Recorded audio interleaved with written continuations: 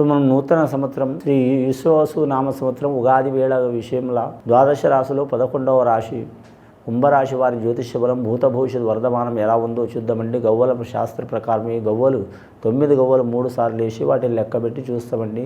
2025వ సంవత్సరం నుంచి 2026వ సంవత్సరం వరకు ఎలా ఉందో వారి జ్యోతిష్య బలం కుంభరాశి వారి జాతకం భూత భవిష్యత్ వర్ధమాన సంవత్సరం ఎలా ఉందో చూద్దామండి. ఈశ్వసు నామ సంవత్సరం ఉగాది వేళ విశేషంలో కుంభరాశి వారి జాతకంలో 3 గవ్వలు పడ్డాయండి. గురు మహారదశ గవ్వలు పడ్డాయి.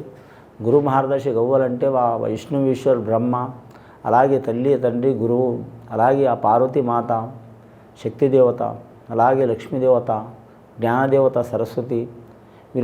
ఇది ఆ 9 మంది సహకారం తప్పకుండా ఉంటుందండి. తల్లిది కానీ తండ్రిది కానీ గురువుది కానీ, అలాగే శివుడిది కానీ, అలాగే బ్రహ్మదేవుడిది కానీ, విష్ణుమూర్తిది కానీ, అలాగే అమ్మవారు పార్వతీ దేవత కానీ, సరస్వతి దేవత కానీ, అలాగే లక్ష్మీదేవత కానీ కటాక్షం తప్పకుండా ఉంటుంది ఈ రాశి వారి జాతక బలంలా.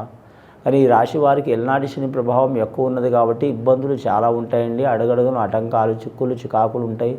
నమ్మిన వారు మోసం చేసే అవకాశం ఉంటుంది. ఏ పని చేసినా చికాకు మీద ఉంటుంది. కానీ మీరు జాతక బలంలో చూడాలంటే మాత్రం ముఖ్యంగా ఆరోగ్యంలో చిక్కులు చికాకులు వచ్చే అవకాశాలు ఉన్నాయి. కొన్ని ఔషధాలు సేవనాలు చేసే అవకాశం ఉందండి.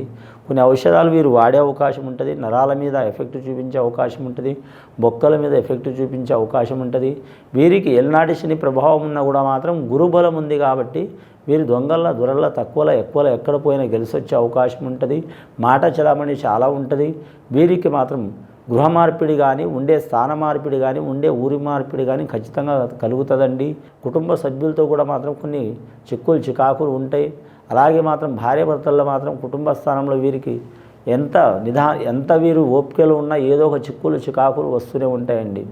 ముఖ్యంగా రాజకీయ రంగంలో అయితే వీరికి తిరుగు ఉండదు. వీరి జాతక బలానికి వీరి జాతకంలో రాజకీయ రంగంలో మాత్రం ఖచ్చితంగా వీరికి నామినేట్ పదవి ఏదైనా ఒకటి ఇచ్చే అవకాశం ఉంటుందండి. రాజకీయ రంగంలో వారికి తిరుగు ఉండదు. వ్యాపారస్తులకు మాత్రం సరి సమాన యోగ బలం ఉంటుంది.